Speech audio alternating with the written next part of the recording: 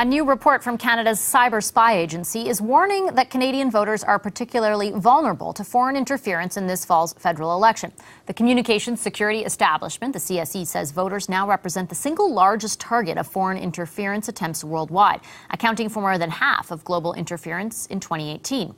Of particular concern, social media disinformation campaigns designed to polarize voters and create distrust in the electoral process.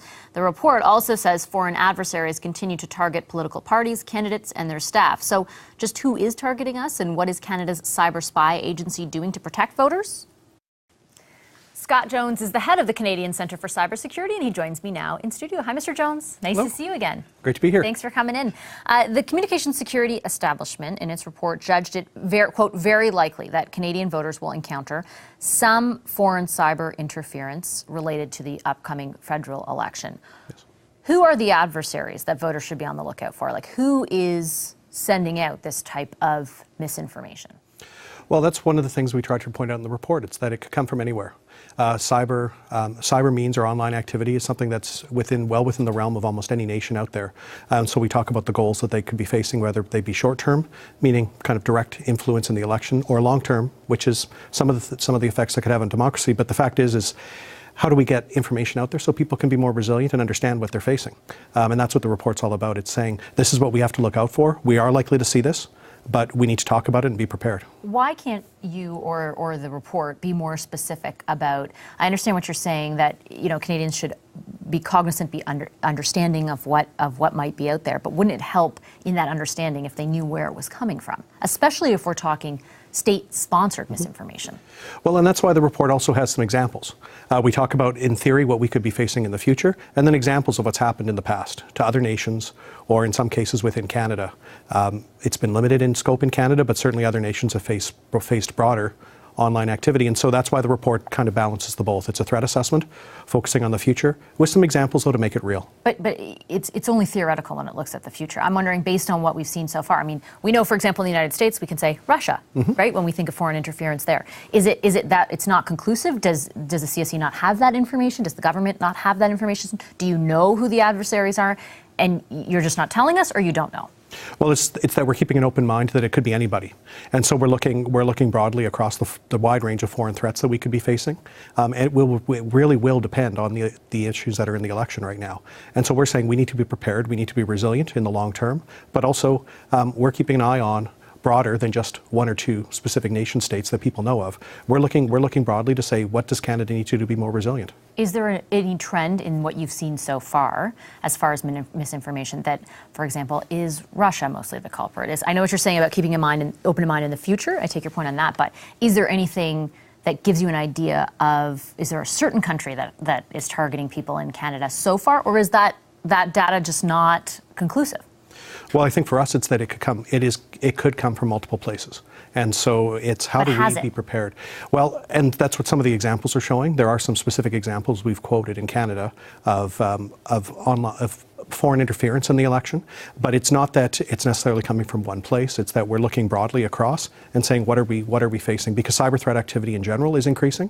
That means online activity is also increasing at the same pace. So there's no, I just want to be clear, there's no specific country or state actor that you're going to be really paying attention to? If we did that, then we might miss something. So we're really trying to look at the whole picture and say, what does Canada need to face? And as we get close to the election, then you can start to narrow down who could be the threat actor when we start seeing activity.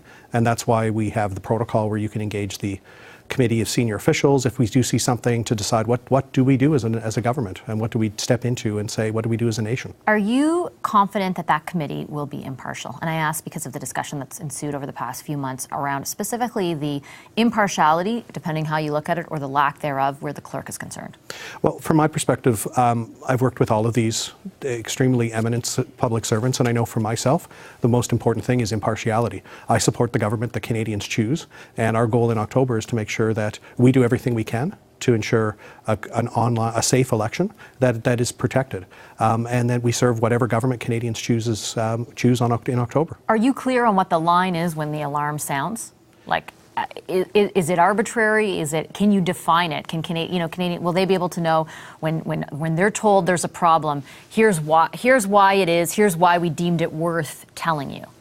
Well, one of the things that we're doing right now is making sure that we're practicing. We're starting to think of these things, think of scenarios that are happening, et cetera, but also starting to establish a baseline. So baseline information for briefings.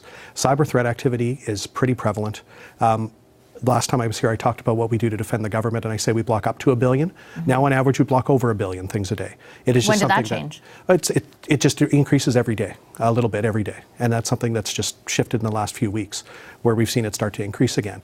It doesn't mean that it's necessary. What's behind that, do you think? It's just online activity is increasing, and online malicious cyber. As people take the small, simple actions to make themselves more secure, they have to try harder, which means they have to try more often.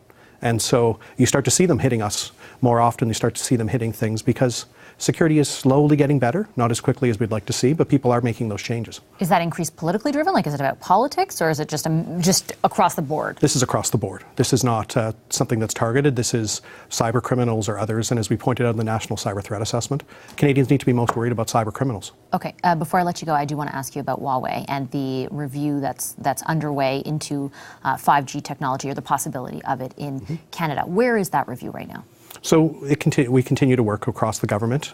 There's multiple aspects of that, providing advice, and as we do that work, we're also working with our partners in industry and in the telecommunications sector to continue to work on the important programs that already exist today in terms of increasing cybersecurity and making everything we do more secure. Is there any kind of deadline that government, the bureaucracy, is working within to say, okay, by this point we're going to tell Canadians we're either going with it or we're not? And I ask because there are other countries who have concluded one way or the other. Is there an internal timeline at all that you're working under by which that decision will be made? Our goal is to make sure that we're providing concrete, very comprehensive analysis and provide all the information necessary so the government can make its decision. And the government has not signaled to you when they will be making that decision? I don't have that information. Are they still asking you for information? Have you been providing it? Is it something an active the for you recently? The cybersecurity file is always active, and for us in terms of securing infrastructure, we always work on the 5G infrastructure in terms of what we need to be looking forward to. Okay, you told a House of Commons committee on public safety and national security in September of last year that Canada has a, quote, and I want to be careful here, very advanced relationship with Canadian telecommunications providers, and that Canada has a, quote, really effective program to deal with cybersecurity risks. In the context, you were being asked about Huawei and the sort of concerns around security there in a general sense. Do you still believe that is true, given what we've seen over the past 6 months where China is concerned? So I was talking in the context of our 4G, or our current existing network program, where we do have that advanced relationship, and it's something I'm very proud of, the work we've done with our telecommunications companies. Canada does have some very advanced and secure networks. Should have been a little more precise, frankly, when I was in front of the committee to specify that I was talking about the program that exists today. But the fact is that that's something that we are building on. We need to these networks continuously evolve. We change the technology. The technology evolves over time. It's not something that just is a point in time where suddenly a switch is flipped. And so we continue to work with them and adapt to technology changes. And as the technology starting to impose some requirements on all the vendors that are out there, the industry faces a problem where every product we use, the vast majority have very poor security, and security is not something we value as consumers. And that's something we have to face as an industry. How do we start to build in cybersecurity from the start, regardless of where it comes from? Is there a difference, though? Can you draw this? You've drawn a conclusion around the 4G system.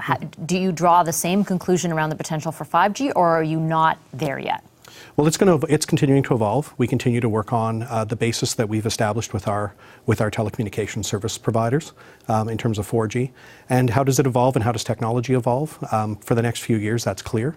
As you start to move out and new technology is rolled out, new designs and standards are set internationally, well, that will change. That'll be something we'll have to face as technology continues to shift. So am I to read into that? I want to be clear that you're not ready to say that Canada has a, quote, really effective program to deal with cybersecurity risks where the potential for 5G is concerned? Well, we're looking at how to evolve our programs in the context of the broader cybersecurity challenges we face, and that's irrespective of any of the products involved. We need to be addressing the 5G cybersecurity challenge, and then the other decisions will be taken in time. I'm still confused. Does that mean that we're ready for you know what I mean? Because the question that you're being asked is, and the one that we're all wondering is, all these other countries are saying no, there's too much risk associated with Huawei and bringing it into 5G.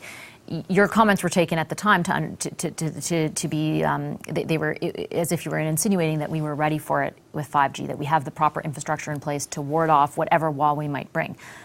Are you at the point where you can say that then, if that's not what you meant at the committee? So we're ready to, we're continuing to work with the telecommunications providers to address 5G cybersecurity concerns.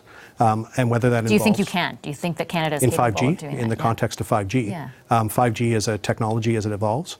We're working on what are the key cybersecurity elements that need to be there, regardless of the vendor of the products. That's something that we need to work on, and I think internationally, you're starting to see a lot of countries starting to say, well, we need to start addressing this challenge as a systemic issue that's across the industry. And then about the specific vendor question, that's something that will have to be faced nation by nation, depending on their circumstances, and that's what the review is about right now. Okay, thank you very much, Mr. Jones. Appreciate you coming in. Thank you. Coming up, we've been talking about the Prime Minister's lawsuit threat.